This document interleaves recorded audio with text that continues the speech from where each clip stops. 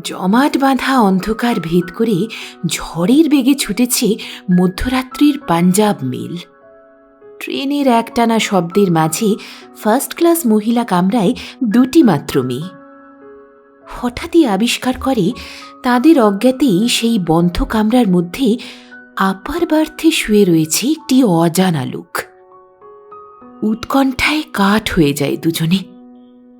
তারপর বাকি সত্যিটা থাকছে আজকের গল্পে। নমস্কার, আপনারা শুনছেন গল্প একান্তে। একান্তে গল্প শোনার আদর্শ ঠিকানা। আজ থাকছে একেবারে নতুন গল্প, সাহিত্যিক সত্যেন্দ্র কুমার বসুর কলমে প্রদীপের আলো। সঙ্গে আমি রিয়া। শুনতে থাকুন আজকের গল্প।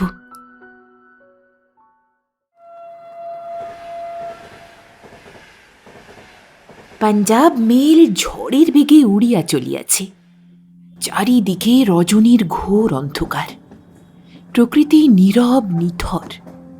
কেবল ইঞ্জিনের হুসহুস আর গাড়ির গুরুগম্ভীর গুমগুম শব্দ নৈশ প্রকৃতির নীরবতা ভেদ করিয়া চারিদিকে ছড়াইয়া পড়িতেছিল। প্রথম শ্রেণীর একখানি কামরার দুই পার্শ্বে দুইটি প্রাণী আপাদমস্তক মুড়ি দিয়া ঘুমাইতেছিল। উপরে বৈদ্যুতিক আলোকাধার রঙিন আবরণে আচ্ছাদিত, তাই তাহা হইতে স্নিগ্ধ মৃদু আলোক রশ্মি নির্গত হইতেছিল। একখানা মালগাড়ি বিকট ঘর ঘর রবে বিপরীত দিক দিয়া চলিয়া গেল। বোধহয় তাহারই আওয়াজে নিদ্রিতদের মধ্যে একজনের নিদ্রাভঙ্গ হইল। সে কিছুক্ষণ চক্ষু উন্মিলিত করিয়া সম্মুখের বার্থে নিদ্রিত মূর্তির দিকে তাকাইয়া রহিল। তাহার পর হঠাৎ সেই বার্থের উপরিস্থিত বাঙ্কের দিকে দৃষ্টি দিতেই বিস্ময়ে বিস্ফারিত নেত্রে ধর্মরিয়া উঠিয়া বসিল। প্রথমে সেই দুই হস্তে ভালো করিয়া দুইটি চক্ষু রগড়াইয়া লইল। তাহার পর আবার বাঙ্কের দিকে চাহিয়া দেখিল। তাহার দৃষ্টি এবার কেবল বিস্ময় প্রকাশ করিল না, ভয় ও ক্রোধ যেন তাহার সহিত মিশিয়া গেল। সে যেন দৃষ্টিকে বিশ্বাস করিতে পারিতেছিল না।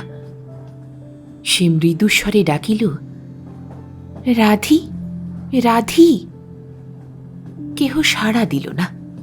অপর বার্থে সেই নিদ্রিত অকাতরে ঘুমাইতেছিল। তখন অগত্যা সে উঠিয়া অতি সন্তর্পণে নিদ্রিত মূর্তির কাছে গিয়া তাহাকে স্পর্শ করিয়া ডাকিল, রাধি, ও রাধি, মরণ, মরে ঘুমুচ্ছিস নাকি?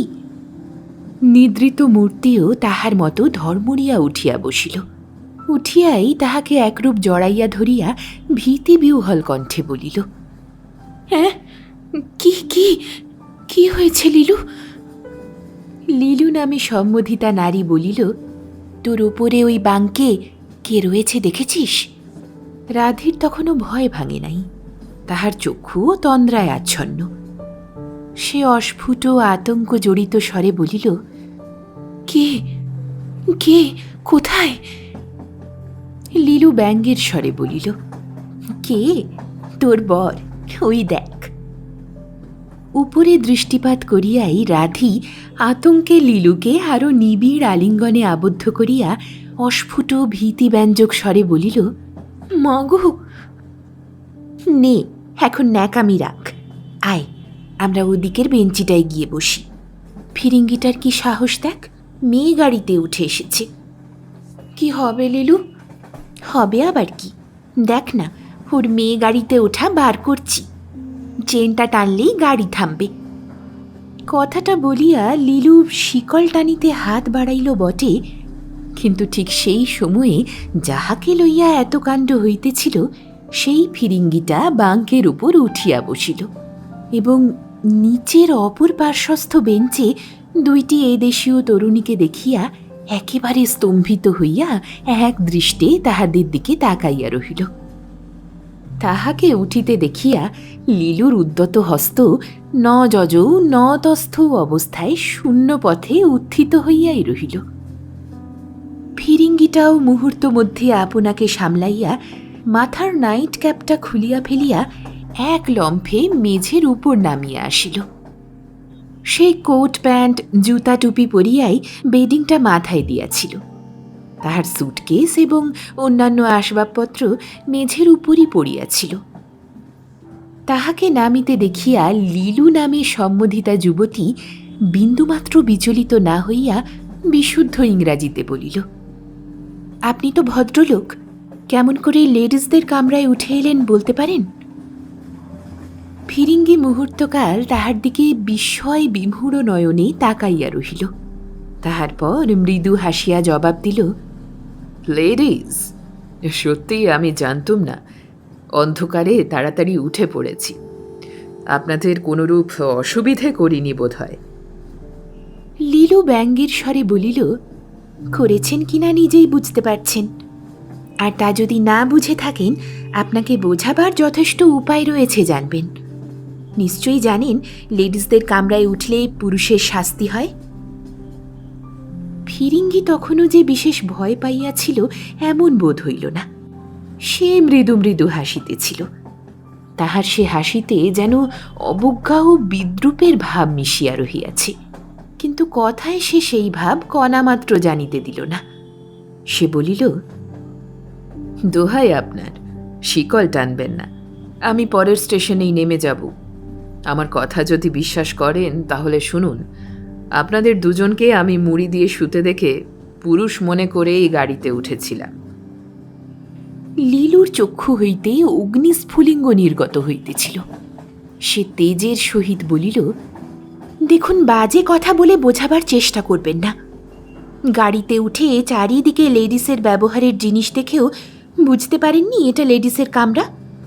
ওই লেডিস ওভারকোটটা, ওই স্যুটকেসটা, যাতে লেডির নাম পর্যন্ত লেখা রয়েছে, ওটা তো চোখের সামনেই পড়ে রয়েছে।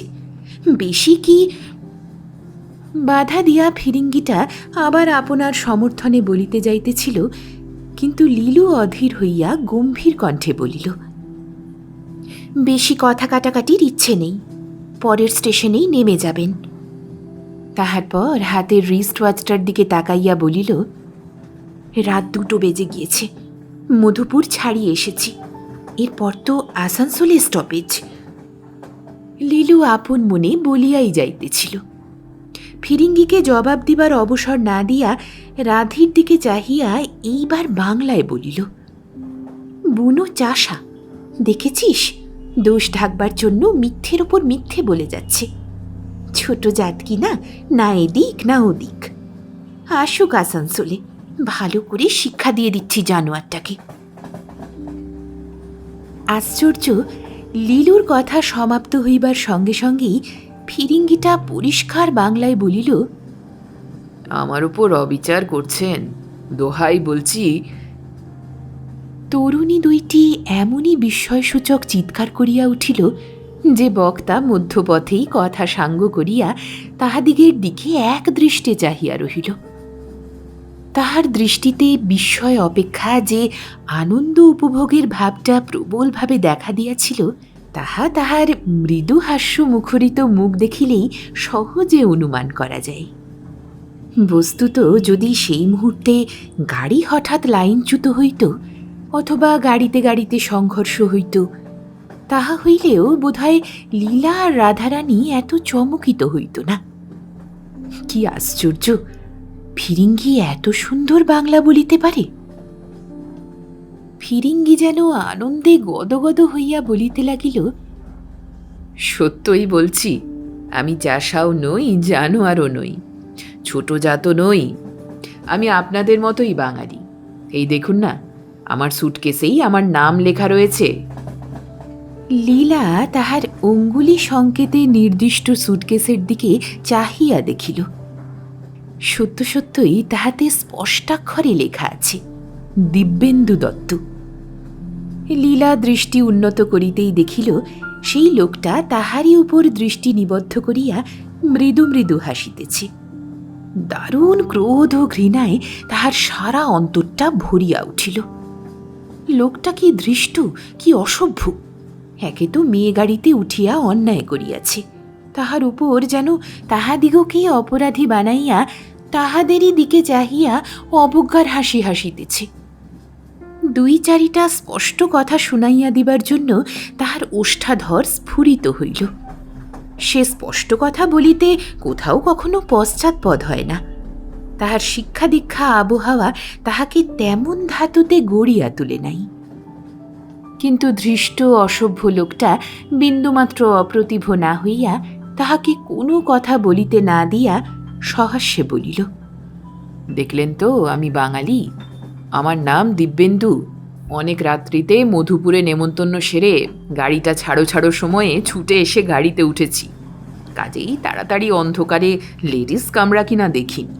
অবশ্য এর জন্য আপনারা আমাকে দণ্ড দেওয়াতে পারে, কিন্তু তাতে কেবল রেল কোম্পানির পেট ভরবে মাত্র, আপনাদের বিশেষ কোনো লাভ নেই।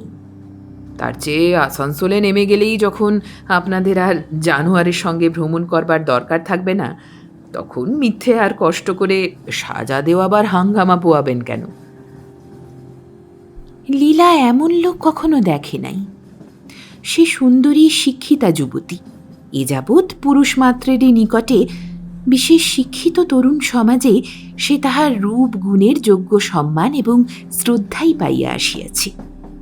তাহার কথার ঝাঁজে বহু পরিচিত যুবক ঝলসিত হইয়াছে বটে, কিন্তু কেহ সেজন্য তাহার সেই ঝাঁঝ হইতে দূরে সরিয়া যাইতে বা ঝাঁঝের উত্তরে ঝাঁঝ দেখাইতে সাহসী হয় নাই। না, এই চাষাকে শিক্ষা দিতেই হইবে।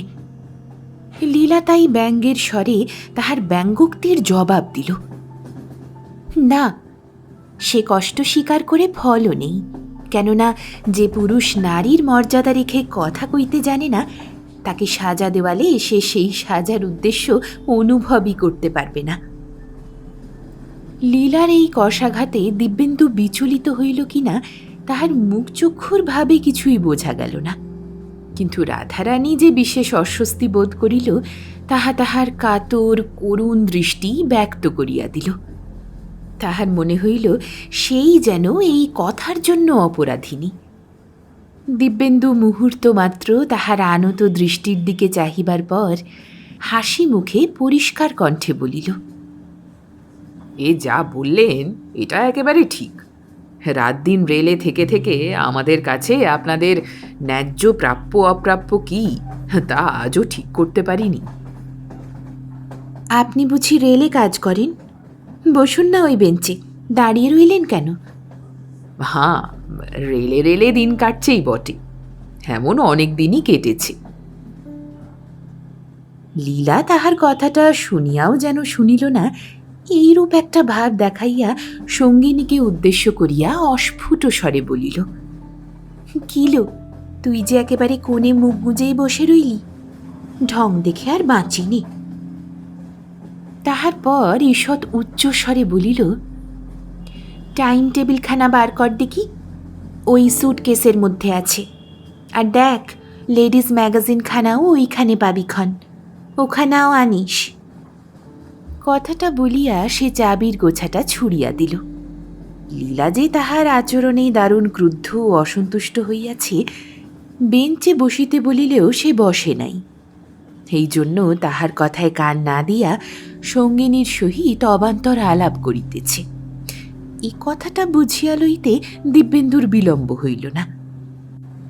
রাধারানী লজ্জা রক্ত বদনে মেঝের উপর দৃষ্টি রাখিয়া কোণ হইতে বাহির হইয়া আসিল। কম্পিত চরণে সুটকেসের কাছে গিয়া সেটিকে বাঁক হইতে পাড়িতে হস্ত প্রসারণ করিল। দিব্যেন্দু এতক্ষণ দ্বার প্রান্তে দাঁড়াইয়া তাহাদের কার্যকলাপ পর্যবেক্ষণ করিতেছিল। তাহাদের কোনো কিছুতেই বড় একটা আগ্রহ দেখায় নাই, কিন্তু রাধারানীকে ভারী জিনিসটা নামাইতে দেখিয়া সে দ্রুত পদসঞ্চারে বাঙ্কের কাছে উপস্থিত হইয়া ক্ষিপ্র গতিতে সুটকেসটা নামাইয়া দিল। রাধারানী নত মুখে সুটকেসের চাবি খুলিতে বসিল। লীলার মুখ চক্ষু আগুনের মতো হইয়া উঠিল। ইহা কি তাহাকেই সরাসরি অপমান করা হইল না? লোকটা এত বড় জানোয়ার যে সে তাহাকে বসিতে অনুরোধ করিলেও শুনিয়াও শুনিল না। পদে পদে প্রতি কথায় তাহাকে বিদ্রূপ আর ব্যঙ্গ করিয়া আসিতেছে। অথচ তাহাকে দেখাইয়া রাধারানীর প্রতি সৌজন্য দেখাইল। সে যেন ইচ্ছাপূর্বক জানাইল যে সে নারী জাতির প্রতি মর্যাদা প্রদর্শন করিতে জানি, কেবল তাহাকেই জানাই নাই, তাহাকেই ইচ্ছাপূর্বক অপমান করিয়াছে। রাগে লীলার সর্বাঙ্গ জ্বলিতে লাগিল, কিন্তু প্রতিশোধ লইবার উপায় নাই। কাজেই তাহার সমস্ত রাগটা গিয়া পড়িল বেচারা রাধারানীর ওপর।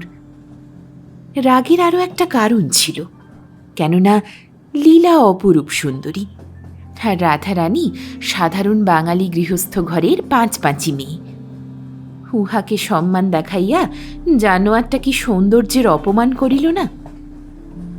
চিৎকার করিয়া লীলা বলিল, তোকে কতবার বলেছি জিনিসগুলো অমন করে ঘাঁটিসনি?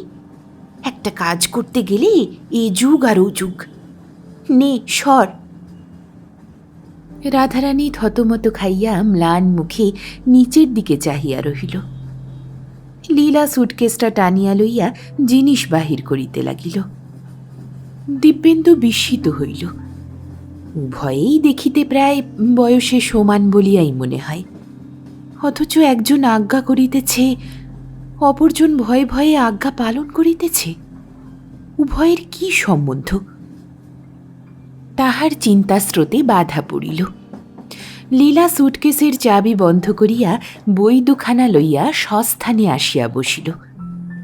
তাহার পর রাধারানীকে আলোকের আবরণ অপসারণ করিতে হুকুম দিল এবং রিস্ট ওয়াচে টাইম দেখিয়া আর টাইম টেবিল খুলিয়া বলিল, ও 3টে বাজে, তাহলে মিহি জামটাম ছাড়িয়ে এসেছি, আসানসোল এলো বলি।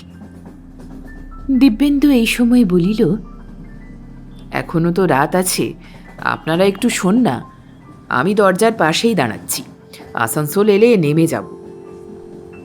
লীলার তখন কি মনে হইতেছিল তাহা সেই জানি। হঠাৎ তাহার মুখের অপ্রসন্নতার ভাব মুহূর্তে মুছিয়া গেল। সে হাসি হাসি মুখে বলিল, আসানসোলে দাদা একবার নিশ্চয়ই খোঁজ নিতে আসবেন, তার সঙ্গে আলাপ করে যাবেন না? পাশের গাড়িতেই তিনি আছেন। এই কথাটায় বিদ্রূপের কথা লুক্কায়িত ছিল কিনা তাহা দিব্যেন্দু বুঝিল না।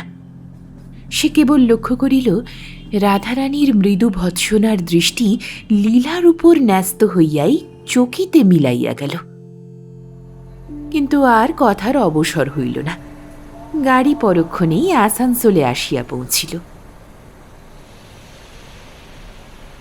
মুহূর্ত পরেই আলস্টার আঁটা চশমাধারী একটি বাঙালি যুবক গাড়ির দরজার নিকটে উপস্থিত হইল। দেখিল একজন ইউরোপীয় যাত্রী লেডিস কম্পার্টমেন্ট হইতে নামিতেছে, কুলিরা তাহার মালপত্র উঠাইতেছে। সে বিস্মিত নেত্রে তাহার দিকে তাকাইয়া রহিল। লীলা জানালা হইতে মুখ বাড়াইয়া বলিল, দাদা, উনি ভুলে মধুপুরে উঠে পড়েছিলেন। বলেছি ভোর হয়ে এলো, আর গাড়ি বদলাতে হবে না।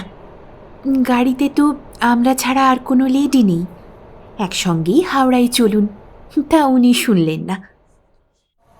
সুরেশচন্দ্রের বিস্ময় আরও বর্ধিত হইল। এই ইউরোপীয় যাত্রীকে তাহার গাড়িতে থাকিবার জন্য লীলা অনুরোধ করিতেছে কেন, ইহা সে কিছুতেই বুঝিতে পারিল না। ইতোমধ্যে সাহেব মাথার ক্যাপটা খুলিয়া হাসিতে হাসিতে বলিল, আমি বাঙালি মশাই, চলুন আপনার কামরায় যাওয়া যাক, ওইখানেই কথা হবে ক্ষণ। উত্তরের অপেক্ষা না রাখিয়াই সে পার্শ্বের কামরার দিকে চলিয়া গেল। সুরেশচন্দ্র তাহার চলন্ত মূর্তির দিকে বিস্ময় বিস্ফারিত নয়নে তাকাইয়া রহিল।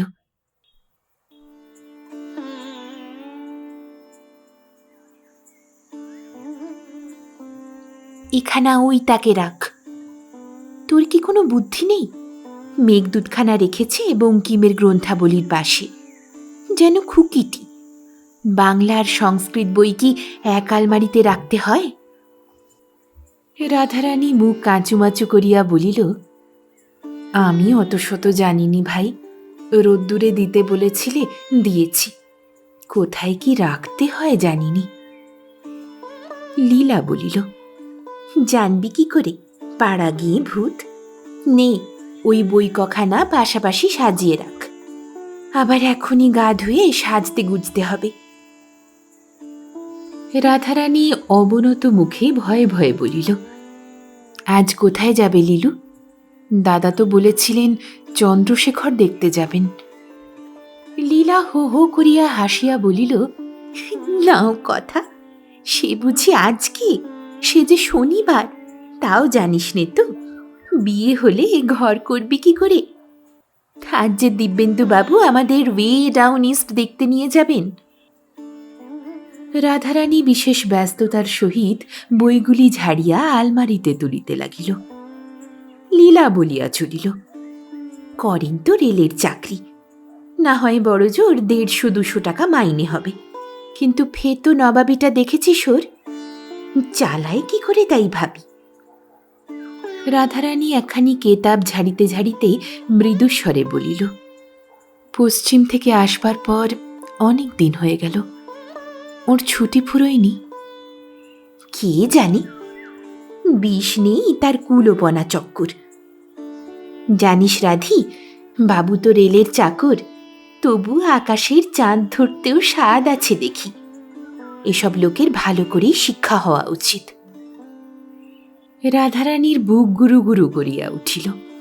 সে কাতর করুণ দৃষ্টিতে লীলার দিকে একবার চাহিয়া দৃষ্টি অবনত করিয়া লইল।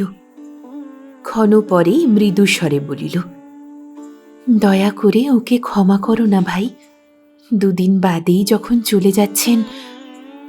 লীলা গর্বিতা হংসীর মতো ঘাড় উঁচু করিয়া সক্রোধে বলিল, ক্ষমা করব? কাকে? যে আমাকে রেলগাড়িতে অপমান করেছে তাকে? আমাকে তুই জানিস না রাধি। লীলা ফুলিয়া ফুলিয়া উঠিতে লাগিল।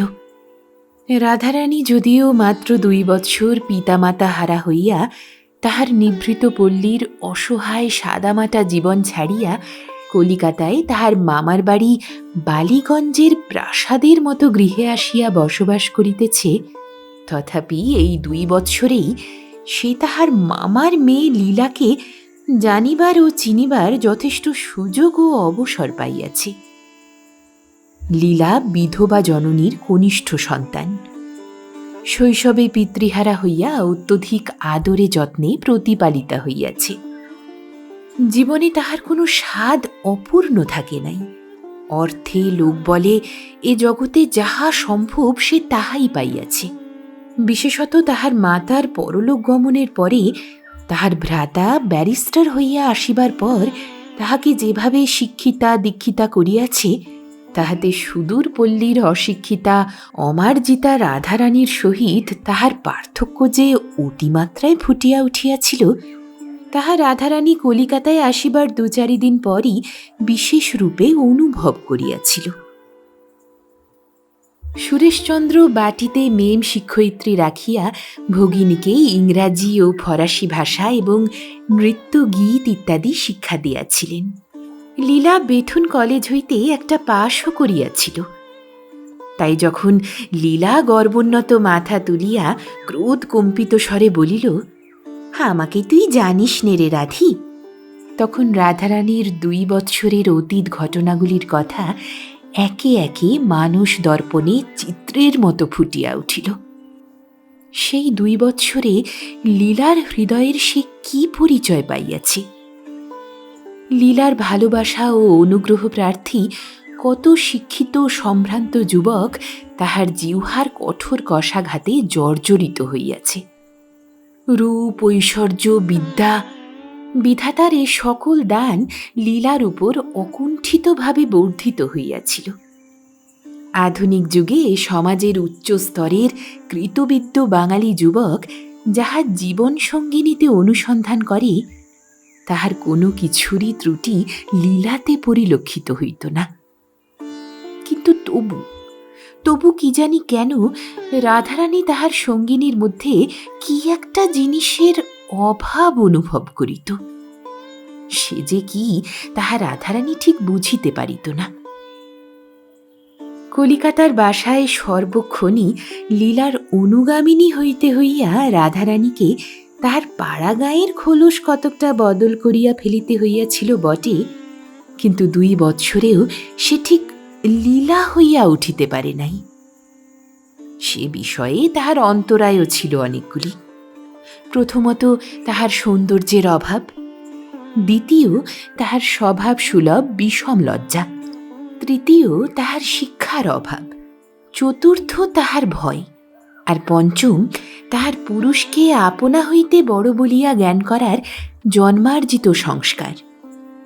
তাই সে যখন দেখিত লীলা তাহার অনুগ্রহ প্রার্থী ভিখারি শিক্ষিত যুবককে নিষ্ঠুর উপেক্ষা ভরে জিহ্বার কষা দ্বারা আঘাত করিতেছে, তখন তাহার স্বভাব কোমল নারী সুলভ মনটা ব্যথিত হইয়া উঠিত, নয়ন পল্লব অশ্রু ভারাক্রান্ত হইত। সে বুঝিয়া উঠিতে পারিত না যে লীলা ঠিক পুরুষেরই সহিত সমান আসন রাখিয়া পুরুষেরই মতো কঠিন হইয়া কেমন করিয়া কথার গরল ঢালিতে পারে, কেমন করিয়া আঘাতের পর আঘাত দিয়া পুরুষকে দলিত পিষ্ট করিতে পারে। তাই যখন লীলা দিব্যেন্দুকে ক্ষমা করিবে না বলিল, তখন অনিশ্চিত একটা ভয়ের ও অমঙ্গলের আশঙ্কায় রাধারানীর মনটা ভরিয়া উঠিল। সে দিব্যেন্দুর ভবিষ্যৎ শাস্তির কথা ভাবিয়া আতঙ্কে শিহরিয়া উঠিল। মিনতির সুরে বলিল, উনি তো জেনে শুনে আমাদের গাড়িতে ওঠেননি। লীলা শুনিয়া গর্জন করিয়া উঠিল, জেনে শুনে গাড়িতে উঠেছে কি উঠেনি তার কথা তো হচ্ছে না। উঠলে বা না উঠলে আমাদের তাতে কিছু এসে যেত না। আমি পুরুষ মানুষকে একটা মস্ত জীব বলে মনে করি না। যে বিধাতা আমাদের সৃষ্টি করেছে সেই বিধাতাই পুরুষকেও করেছে। সুতরাং আমাদের গাড়িতে একটা পুরুষ উঠলেই যে একেবারে পৃথিবী উল্টে যেত তা নয়। তবে ওই লোকটা আমায় বারবার অপমান করেছিল, তাই ওকে আমি শিক্ষা দিতে চাই। লীলার চক্ষু অসম্ভব দীপ্তিতে ধকধক করিয়া জ্বলিয়া উঠিল। তাহার মধ্য হইতেই যেন বিদ্যুৎ স্ফুলিঙ্গ নির্গত হইতে লাগিল।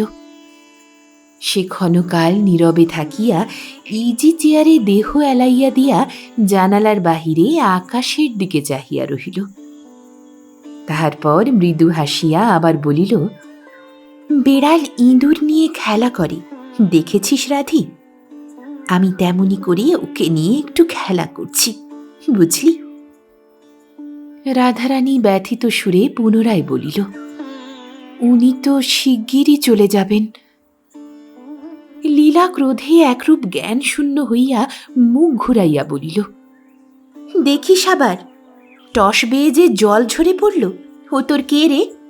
কথা করছিস এমনই যেন মনে হয় তুই ওকে ভালোবাসিস। সত্যি নাকি রে? রাধারানীর মুখখানা লজ্জায় আরক্ত হইয়া উঠিল। সে তাড়াতাড়ি কেতাবের রাশির মধ্যে মুখ গুঁজিয়া বলিল, কি যে বলো ছাই। লীলা এবার হাসিয়া ফেলিল, তা বাপু, দাদার আমার অন্যায়। পাড়া গাঁয়ে যে বয়সে মেয়েদের বিয়ে হয়, আমার বোনটির তাহলে এতদিনে ছেলে পুলে নিয়ে ঘর সংসার করতে হতো। তা নয়, এবার দাদাকে বলবো। দাদাকে কি বলবি রে লিলি? বলিতে বলিতে সুরেশচন্দ্র দিব্যেন্দুকে লইয়া একেবারে সেই ঘরে হাজির।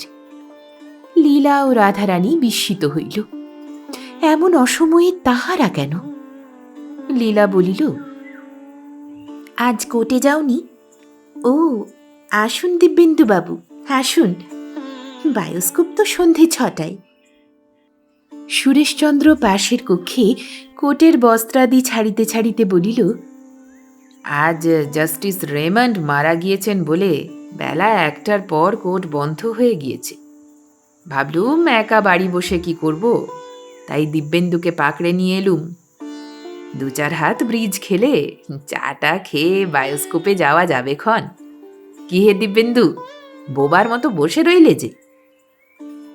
বলা বাহুল্য, সেই রেলে দেখার পর উভয় পক্ষের আলাপ ঘনিষ্ঠ হইয়াছে। দিব্যেন্দু কালীঘাটের দিকে থাকিত, প্রায় সুরেশচন্দ্রের গৃহে বেড়াইতে আসিত। দিব্যেন্দু শুনিয়া বলিল, বই দেখছিলুম, আপনার কালেকশন তো খুব বেশি। আলমারির ভেতরে গোছানো থাকতো বলে বুঝতে পারা যেত না।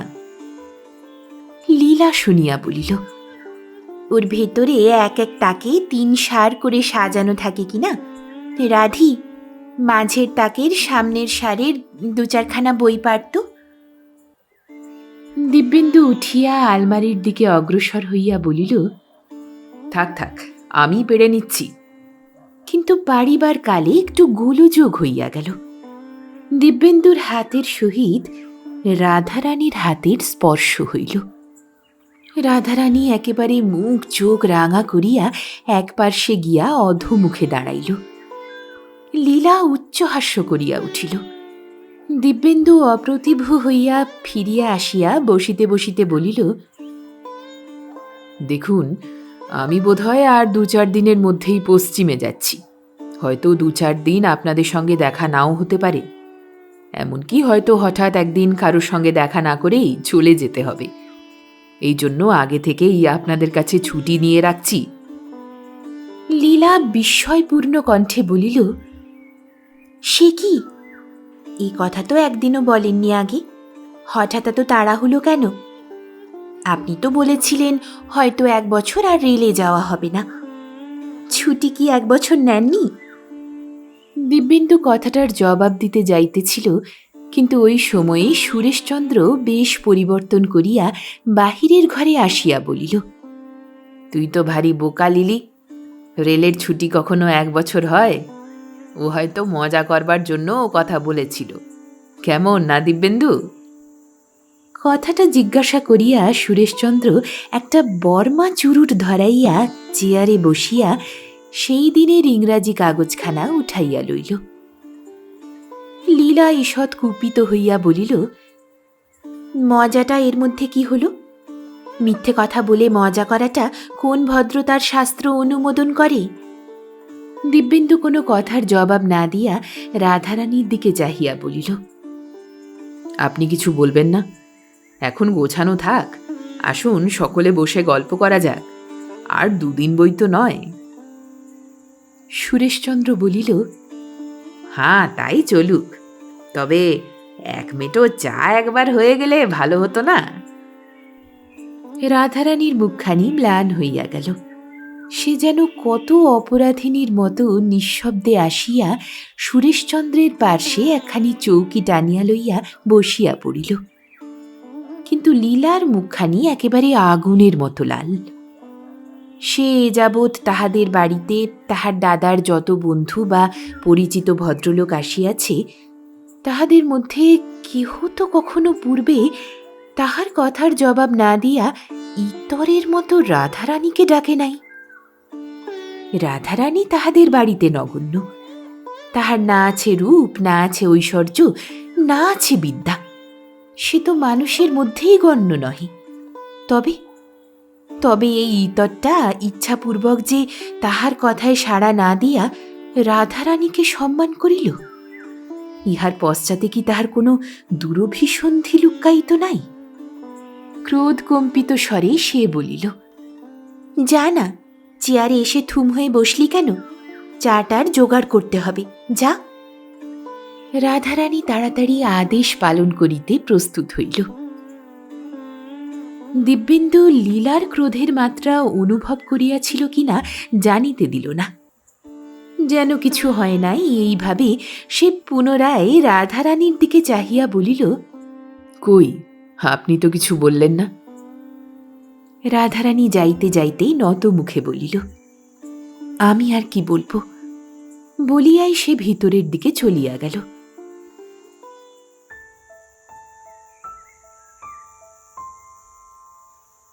হঠাৎ সুরেশচন্দ্র কাগজ হইতে মুখ তুলিয়া বিস্ময়সূচক চিৎকার করিয়া উঠিল, হ্যাঁ, বরেন মারা গেল?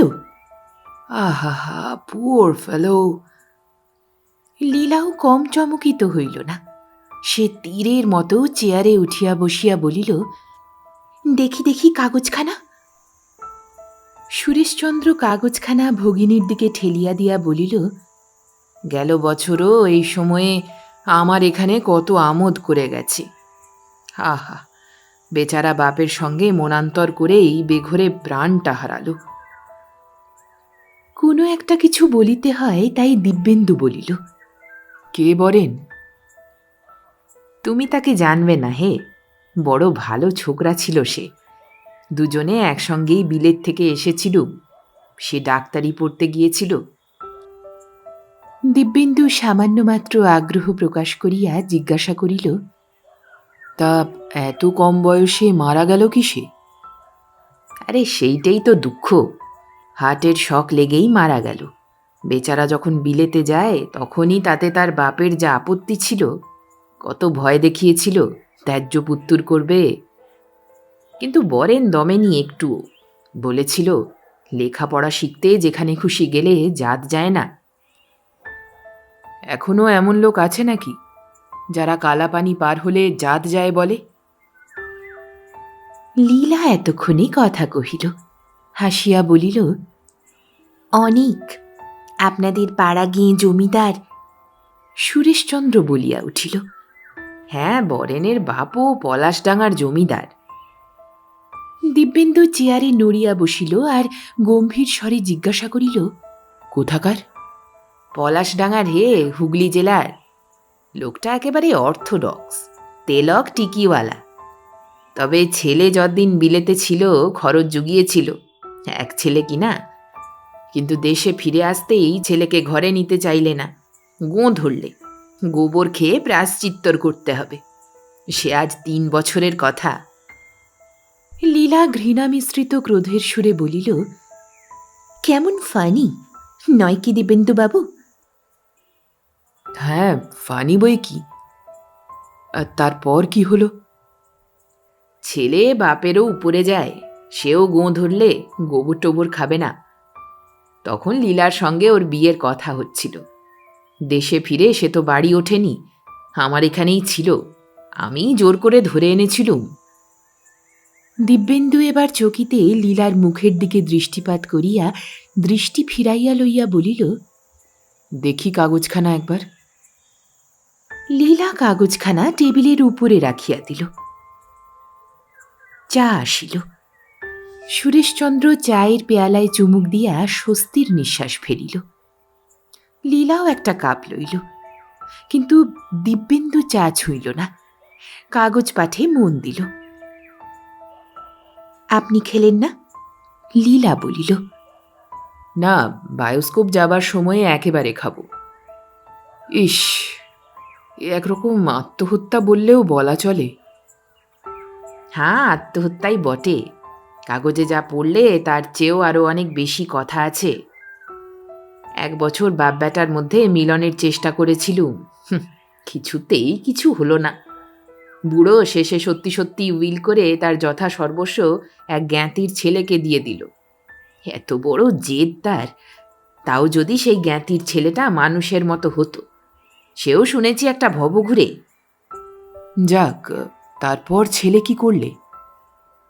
বরেন বাপের ত্যায্যর পুত্তুর হয়ে যখন বিষয় হতে বঞ্চিত হলো, তখন আর এক মুহূর্ত আমার বাড়িতে থাকতে চাইল না। কোথায় যে চলে গেল কেউ জানতেও পারলে না। শুনছি মধ্যপ্রদেশে এক মেঢ় রাজার স্টেটে ডাক্তারি চাকুরি নিয়ে চলে গিয়েছিল।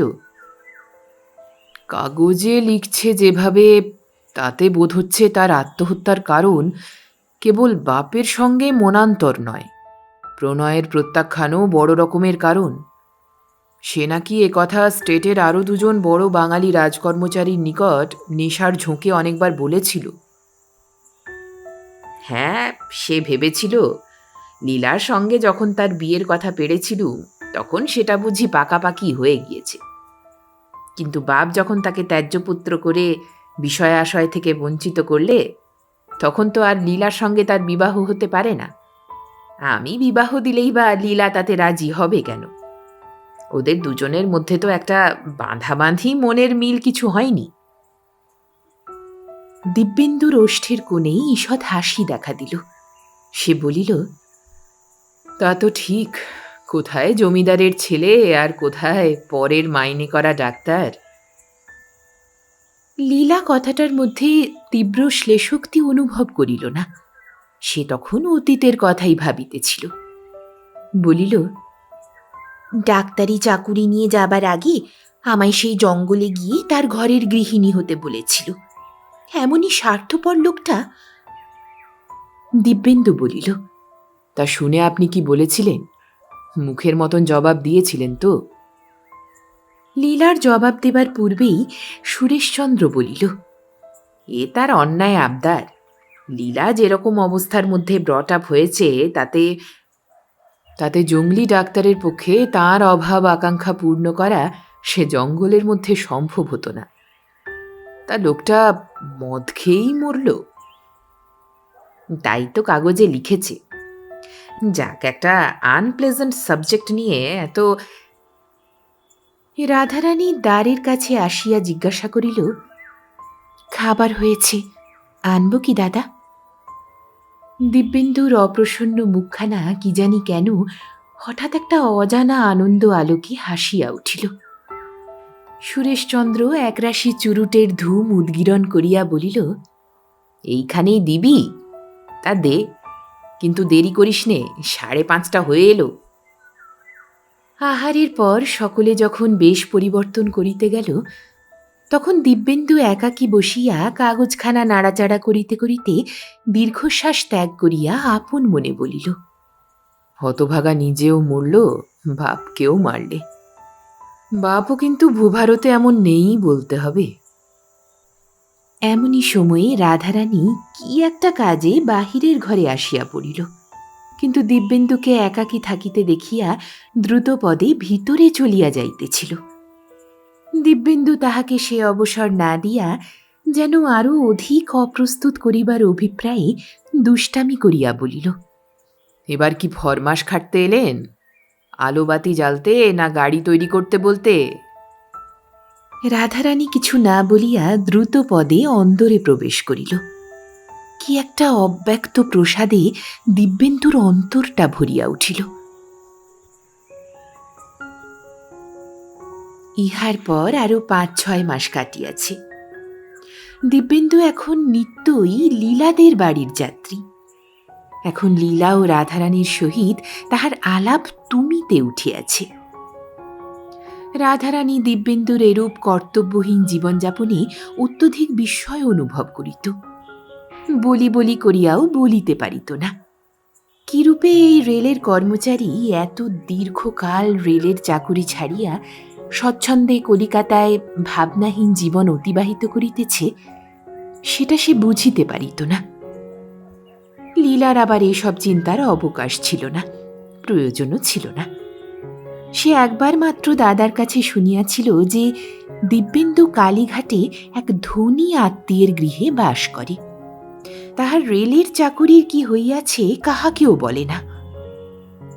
তবে কিছুদিন পূর্বে সে তাহাকে বলিয়াছে যে তাহার কোনো জ্ঞাতির মৃত্যুতে সে কিছু সম্পত্তির মালিক হইয়াছে। তাহার গ্রাসাচ্ছাদনের বা ভবিষ্যৎ সংসার যাত্রার কোনো চিন্তার কারণ নাই। সুরেশচন্দ্র তাহার ভগিনীর প্রকৃতি অবগত ছিল। এজন্য সে দিব্যেন্দুর মতো যুবককে তাহাদের সহিত মিলামিশা করিতে দিত। সে জানিত লীলার রূপৈশ্বর্য, শিক্ষার গর্ব তাহার দুর্ভেদ্য রক্ষা কবচ। তাহা ভেদ করিয়া দারিদ্র্যের আক্রমণ কখনো বিজয় সাফল্য পাইবে না। আর রাধারানী, সে তো গণনার মধ্যেই ধর্তব্য নহে। সেই রূপহীনা অশিক্ষিতার জন্য চিন্তার কোনো কারণ ছিল না। তাহার ভগিনী লীলার মধ্যাহ্নদীপ্তির নিকটে পল্লীর এই অমার্জিতা খদ্যোতিকার মৃদু আলোকরশ্মি সর্বদাই নিষ্প্রভ হইয়া থাকিত। তাহার দিকে কদাচিৎ কখনোই কাহারও দৃষ্টি নিপতিত হইত কিনা সন্দেহ। সুতরাং সেদিকে আশঙ্কার কারণ বিদ্যমান ছিল না। তবে সে তার শিক্ষিত বন্ধুবান্ধবকে আপনার বিনোদনের জন্য গৃহে আনিবে না কেন, আর আপনার জনের সহিত পরিচিতই বা করিয়া দিবে না কেন? তাহার অর্থের অভাব ছিল না। তাহার শিক্ষা দীক্ষাও প্রাচীনপন্থীর সীমাবদ্ধ কুসংস্কারের গণ্ডির মধ্যে আবদ্ধ ছিল না। তবে কি জন্য সে শিক্ষিত মার্জিত রুচি আধুনিক সম্প্রদায়ের উপভোগ্য রসাস্বাদনে আপনাকে আর আপনার জনকে বঞ্চিত রাখিবে? প্রথম আলাপেই সুরেশচন্দ্র দিব্যেন্দুর প্রতি আকৃষ্ট হইয়াছিল। আসানসোলে দিব্যেন্দু যে মুহূর্তে লেডিস কামরা হইতে তাহার কামরায় আসিয়া স্থান গ্রহণ করিল, সেই মুহূর্ত হইতেই সে তাহার কমনীয় কান্তিতে আর সরল নির্ভীক স্পষ্ট আলাপ পরিচয়ে তাহার প্রতি আকৃষ্ট হইয়াছিল।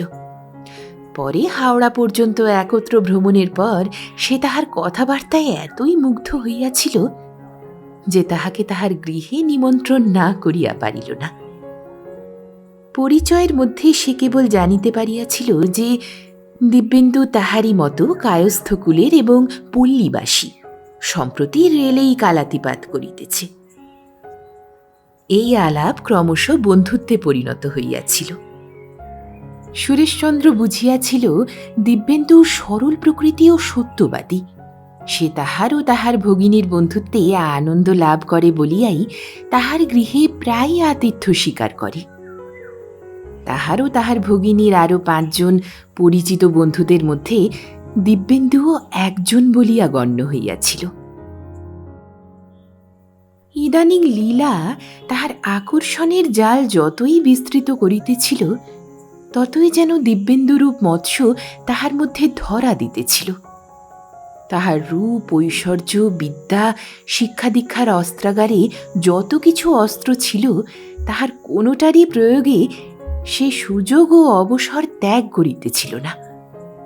যাহার সামান্য একটু হাসির জন্য কত কৃতবিদ্য সম্ভ্রান্ত যুবক লালায়িত হয়, যাহার ক্ষুদ্র এককণা কৃপার ভিখারি হইয়া বহু যুবক অহরহ তাহার আশেপাশে ঘুরিয়া বেড়ায়, তাহার একটু সলাজ হাসির দৃষ্টিতে, একটু কোমল কম্পিত প্রিয় সম্ভাষণে দিব্যেন্দুর মতো যুবক যে বিচলিত হইবে না, ইহা হইতে পারে না। দিব্যেন্দু ধীরে ধীরে সেই বেড়া জালের মধ্যে আকৃষ্ট হইতেছিল, আর লীলাও অতি ধীরে অতি সন্তর্পণে সেই জাল গুটাইয়া গুটাইয়া তটভূমির দিকে টানিয়া তুলিতেছিল। এই গোপনে 2টি প্রাণের লুকোচুরি খেলার কথা কেহ জানিতে পারে নাই, কিন্তু কেবল একজন বুঝিয়াছিল। বুঝিয়া অন্তরে দারুণ ব্যথাও অনুভব করিয়াছিল। তাহার কোমল নারীসুলভ মন জানিত, এ খেলায় একজন আমোদ উপভোগ করিতেছে বটে, কিন্তু এ খেলার জন্য অন্যজন মৃত্যুকে ডাকিয়া আনিতেছে। এ মৃত্যু দেহ হইতে আত্মার বিচ্যুতি নহে, এ মৃত্যু তাহা হইতেও ভীষণ, এ জীবন মৃত্যু। রাধারানী জানিত সামান্য নগণ্য দরিদ্র দিব্যেন্দুর জন্য লীলার মনের অতি সংকীর্ণ কোণেও এতটুকু সামান্য স্থানও নাই। দিব্যেন্দু বৃথা মরীচিকার আশায় লুব্ধ মৃগের মতো ঘুরিয়া বেড়াইতেছে, আপনার মৃত্যু আপনি ডাকিয়া আনিতেছে। কিন্তু উপায় নাই। লীলা যাহা সংকল্প করিয়াছে তাহা কার্যে পরিণত করিবেই। জগতে এমন কোনো শক্তি নাই যে তাহা উহাকে বিচ্যুত করিতে পারে। এক উপায় পলায়ন, পালিয়ে যাওয়া। কিন্তু কে অন্ধ দিব্যেন্দুকে পথ দেখাইয়া দিবে? দিলেই বা সে সঠিক পথ বলিয়া তাহা গ্রহণ করিবে কেন? রাধারানী যখন ভাবিয়া কুল পাইত না, তখন মনকে বুঝাইত, বিধাতার মনে যাহা আছে তাহাই হইবে। সে কে যে এই বিধাতার বিধানে বাধা দিবে? ইদানিং কখনো কখনো দিব্যেন্দু দ্বিপ্রহরে সুরেশচন্দ্রের অনুপস্থিতিতেও লীলার সহিত সঙ্গীতের আলাপ করিতে আসে। রাধারানী দেখিয়াছিল এই সুযোগ এ যাবৎ কোনো বন্ধু বা পরিচিতের ভাগ্যে ঘটে নাই। রাধারানী তো না হয় নগণ্য, তাহাকে উহারা গ্রাহ্যের মধ্যেও আনে না, কিন্তু উহাদের দাদা, তাহার মতামত লইয়া তাহাকে জানাইয়া তো এই মিলামিশা করা উচিত ছিল। কিন্তু সে কথা কহিবার সে কে? যে পরের অন্যের ভিখারি, তাহারে সমস্ত অনধিকার চর্চার কি প্রয়োজন? রাধারানী এই বলিয়া মনকে প্রবোধ দিত। সে কতদিন দিব্যেন্দুর প্রতি লীলার সহাস্য কটাক্ষ নিক্ষেপ লক্ষ্য করিয়াছে, কতদিন দিব্যেন্দুকে লীলার নবকিশলয়ের মতো আঙুলগুলি ধরিয়া পিয়ানোর চাবিতে নতুন সুর তুলিতে শিক্ষা দিতে দেখিয়াছে। কতদিন উভয়ের মধ্যে মধুর কটাক্ষ বিনিময় হইতেও দেখিয়াছে, কিন্তু সে কি করিবে? সে নিরুপায়, সে পরের পোষ্য। এমনই একদিন লীলা ক্ষণেকের জন্য বাটির মধ্যে গেলে সে আর থাকিতে না পারিয়া মৃদু ভৎসনার সুরে বলিয়াছিল, দিব্যেন্দুবাবু, আপনি রেলের চাকুরিতে যাবেন না? দিব্যেন্দু তাহার উত্তরে হাসিয়া বলিয়াছিল, কেন গো রানী, আমায় তাড়াতে পারলেই কি বাঁচো? রাধারানী গম্ভীর হইয়া বলিয়াছিল, না, তা না, তবে গান শেখাতে আসেন বা যাই করেন তা দাদাকে জানিয়ে করেন না কেন? দিব্যেন্দু ক্ষণিক বিস্ময় বিস্ফারিত নেত্রে তাহার দিকে তাকাইয়াছিল, বলিয়াছিল, এতটা লক্ষ্য করেছ রানী? আমি ভাবতুম তুমি এ মাটির নও। যাক, তোমার ভাবনা নেই। দাদাকে জানিয়ে শিগগিরই আমরা পাওনা আদায় করে নেব। আর কথা হয় নাই। লীলা আসিয়া পড়িয়াছিল। সেদিন লীলা ও দিব্যেন্দু পিয়ানো এবং এসরাজের কসরত করিতেছিল। রাধারানী অসুস্থ, ভিতরে শয়ন করিয়াছিল। দিব্যেন্দু পিয়ানোর চাবিতে লীলার আঙুলগুলি নির্দিষ্ট স্থানে সন্নিবিষ্ট করিয়া হঠাৎ পুষ্পতুল্য সুন্দর আঙুলগুলি মুহূর্তের জন্য চাপিয়া ধরিয়া একাগ্র চিত্তে লীলার আরক্ত মুখের দিকে চাহিয়া রহিল। লীলার নীলোৎপল নয়নের উপর দিয়া কি একটা বৈদ্যুতিক স্ফুলিঙ্গ চকিতে দেখা দিয়া মিলাইয়া গেল। লীলা চক্ষু অবনত না করিয়াই দিব্যেন্দুর কোমল স্পর্শের প্রতিদান দিল। দিব্যেন্দুর নয়নে তখন কি ভাব প্রকাশিত হইয়াছিল তাহা সেই বলিতে পারে। লীলা সে ভাবসাগরে ডুব দিয়া তাহার অন্ত পাইল না। দিব্যেন্দু এক হস্তে লীলার কোমল হাতখানি আবদ্ধ করিয়া অন্য হস্তে তাহার অংশ পরিস্থাপন করিয়া ভাবকম্পিত কণ্ঠে বলিল, লীলা, একটা কথা কিছুদিন থেকে বলবো বলবো মনে করছি, কিন্তু কিন্তু কি? কিন্তু বলি বলি করেও সাহসে কুলোয় না। কি জানি, হাতের পাশা ফেলে দিয়ে যদি সর্বশান্ত হই। তবে ফেলতে চাইছ কেন? ভাগ্য পরীক্ষা করতে চাই, শিগগির চলে যাচ্ছি কিনা। যে পুরুষের সাহস নেই সে আবার কেমন পুরুষ?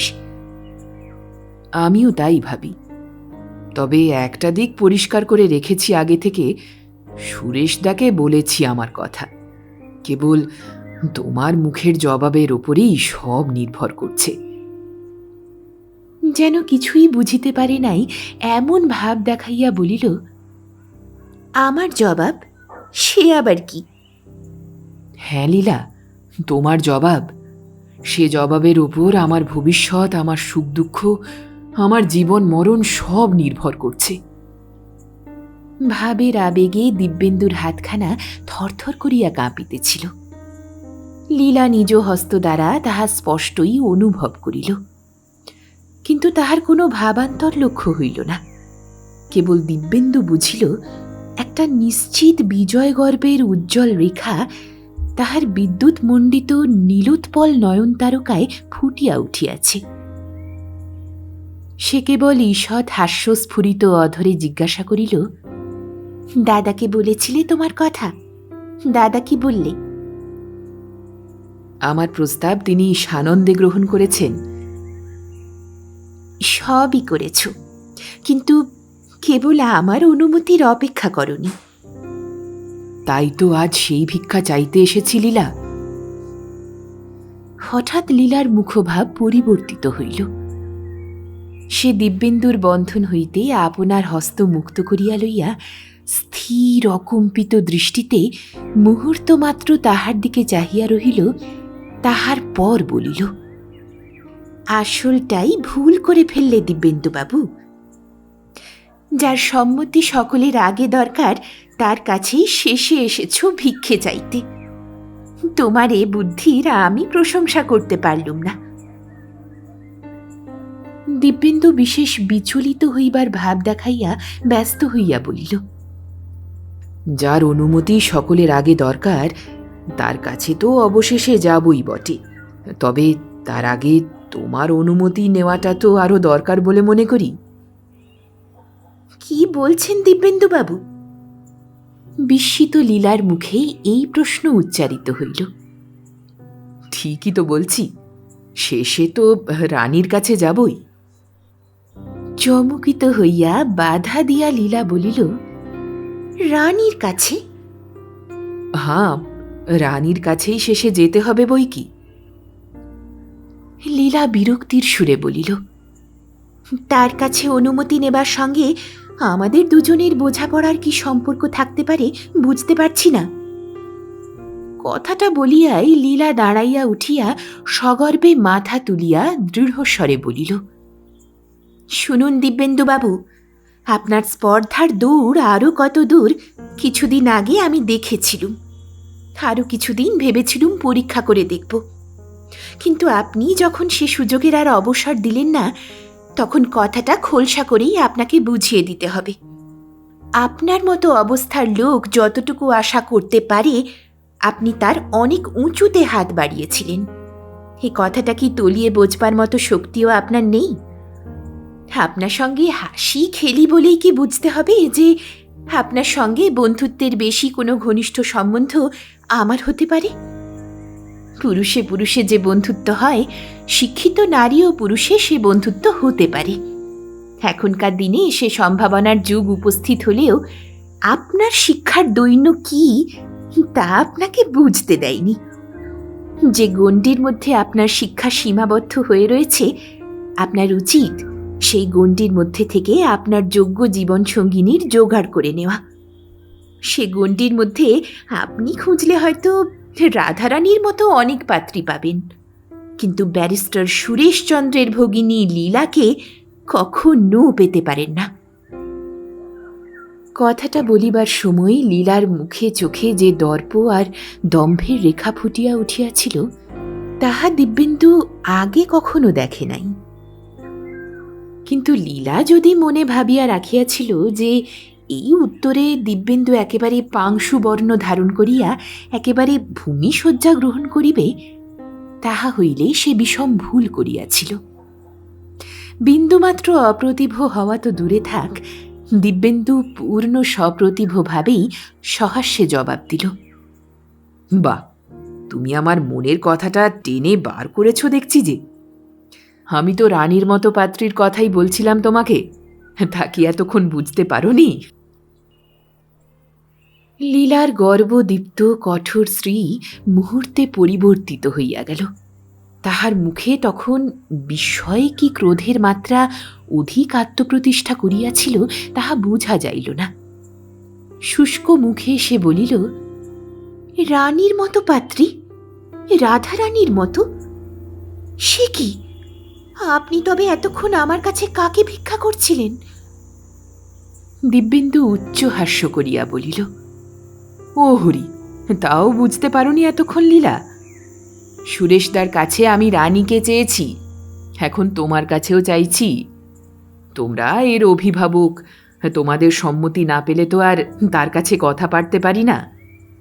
আশা করি এ ভিক্ষায় বঞ্চিত হব না। লীলা প্রায় পড়িয়া যাইতেছিল, চেয়ারের হাতলটা শক্ত করিয়া ধরিয়া বসিয়া পড়িল। তাহার মুখে অন্য কথা সরিল না, সে কেবল অস্ফুট স্বরে ভগ্ন কণ্ঠে বলিল, রানী? রাধা রানী? হ্যাঁ লীলা, রানী, তোমাদের রাধা রানী। তাকে আমার হাতে দিতে সুরেশদার কোনো আপত্তি নেই। সবটা শুনলে তোমারও আপত্তি থাকবে না বোধ হয়। আমি নেহাত ভবঘুরে নই, পলাশডাঙ্গার দত্তদের আমিও একজন। শৈশবে পিতৃমাতৃহীন হলেও দত্তদের ছোট তরফের জমিদার। এতদিন কেবল দেশ বিদেশ ঘুরেই কাটিয়েছি, রেলে রেলেই আমার অনেক সময় কেটেছে। যে বরেন দত্তের হঠাৎ মৃত্যুর কথা সেদিন কাগজে পড়ছিলেন, তার বাপ আমারই জ্যেষ্ঠ তাতো। তাঁর বিষয়ে আশয়ই তো আমাকে দিয়ে গিয়েছিলেন শুনলুম। কাজেই আমার হাতে রানীকে দিতে আপনাদের কোনো আপত্তি হবে না এ আশা করতে পারি, কি বলেন? ব্যর্থ ক্রোধে লীলার বাক্যস্ফূর্তি হইতেছিল না। সে কোনো জবাব না দিয়া কক্ষ ত্যাগ করিল। কেবল যাইবার সময় বলিয়া গেল, ও তাহলে আপনার রেলের চাকুরি টাকুরি করার কথা সব জোচ্চুরি। দিব্যেন্দু একখানা চেয়ার টানিয়া লইয়া বসিয়া পড়িল। রুমাল দিয়া ললাটের সেদাশ্রু মুছিয়া ফেলিল। সে ভাবিতেছিল, ভালো করিলাম কি মন্দ করিলাম? এই আঘাত দিয়া কি সে সুখানুভব করিল? নারীর প্রতি শ্রদ্ধা প্রদর্শনে সে কাহারও কম নহে। কতক্ষণ সে এই ভাবনায় তন্ময় হইয়াছিল জানে না। হঠাৎ কাহার প্রশ্নে চমকিত হইয়া পশ্চাতে ফিরিয়া দেখিল, লীলার কি হয়েছে দিব্যেন্দুবাবু? সে ঘর থেকে গিয়ে মাথা ধরেছে বলে ঘর দোর বন্ধ করে দিলে। তার চোখে জল কেন? দিব্যেন্দুর আঁধার করা আকাশের মতো মুখের মাঝে যেন তৎক্ষণাৎ বিদ্যুৎ আলোক ঝিলিক দিয়া উঠিল। সে তাড়াতাড়ি উঠিয়া রাধারানীর পথ আগুলিয়া বলিল, তা তো জানি না রানী, তবে তার কাছে একটা বড় রকমের ভিক্ষে চেয়েছিলুম। তাতে যদি সে আমার বামুনের চাঁদ ধরার আশা দেখে বিরক্ত হয়ে থাকে তা সম্ভব হতে পারে। রাধারানীর বক্ষস্থল দুরু দুরু কাঁপিয়া উঠিল। সে যাহা আশঙ্কা করিতেছিল বোধহয় তাহাই হইয়াছে। এই ভাবিয়া সে অবাক হইয়া রহিল। ইঙ্গিতে সে দু একবার দিব্যেন্দুবাবুকে সাবধান করিয়া দিয়াছে, কিন্তু আগুনে ঝাঁপ দিলে দেহ দগ্ধ হয় জানিয়াও পতঙ্গ আগুনে ঝাঁপ দিতে তো দ্বিধা বোধ করে না। এও বোধ হয় তাই। সমবেদনায় তাহার কোমল অন্তর ভরিয়া উঠিল। সে অশ্রু সজল দৃষ্টিতে প্রায় বাকরুদ্ধ হইয়া বলিল, আপনাকে তো আমি আগেই আপনার চাকুরিতে চলে যেতে বলেছিলুম। দিব্যেন্দু অগ্রসর হইয়া গভীর প্রেম ভরে রাধারানীর হাত দুইখানা দুই হাতে ধরিয়া কম্পিত কণ্ঠে বলিল, চাকুরিতেই ভর্তি হচ্ছি রানী, তবে রেলে নয়, আমার রানীর রাজত্বে। কেবল তোমার অনুমতির অপেক্ষায় আছি। রাধারানী বিস্ময়ে নির্বাক হইয়া তাহার হস্ত মুক্ত করিয়া লইল এবং ভিতরে যাইবার জন্য অগ্রসর হইল, আর অস্ফুট স্বরে বলিল, পথ ছাড়ুন। কেন, বিশ্বাস হল না? সত্যি রানী, আমি তোমায় লীলার কাছে ভিক্ষা চাইতে এসেছিলুম। সুরেশদা এর আগেই সে ভিক্ষা মঞ্জুর করেছেন। বলো রানী, তুমি আমার হবে কি না? রাধারানীর মুখখানি লজ্জায় আরক্ত হইয়া উঠিল। সে মহা ফাঁপড়ে পড়িয়া বলিল, দয়া করে পথ ছেড়ে দিন। কি যে বলছেন? পথ তো ছাড়বার নয়, যে পথেই যাও আমাদের দুজনকেই একসঙ্গে সেই পথ ইহজন্মে বেছে নিতে হবে। বিবাহের পর যখন দিব্যেন্দু পত্নীকে লইয়া পলাশডাঙ্গায় গিয়াছিল, তখন একদিন রাধারানী বলিয়াছিল, কি যে তোমার পছন্দ, বিদ্যুতের কাছে জোনাকি? উত্তরে দিব্যেন্দু তাহার মুখখানি বুকে তুলিয়া লইয়া বলিয়াছিল, বিদ্যুতের আলোয় আমার চোখ ঝলসে যায় রানী, আমার পিদিমের আলোতেই ঘর আলো হবে।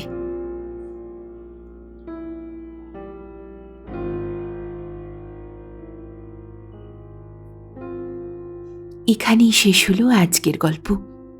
প্রতি সোম ও বৃহস্পতিবার আসছে নতুন কিছু গল্প একান্তেতে। কোনোদিন থাকছে বড় গল্প, কোনোদিন থাকছে একান্তের 3 মিনিট। আমাদের প্রতিটি প্রচেষ্টায় আপনাদের সহযোগিতা অনেক মূল্যবান। এভাবেই সঙ্গে থাকুন, ভালো থাকুন, সুস্থ থাকুন আর শুনতে থাকুন গল্প একান্তে।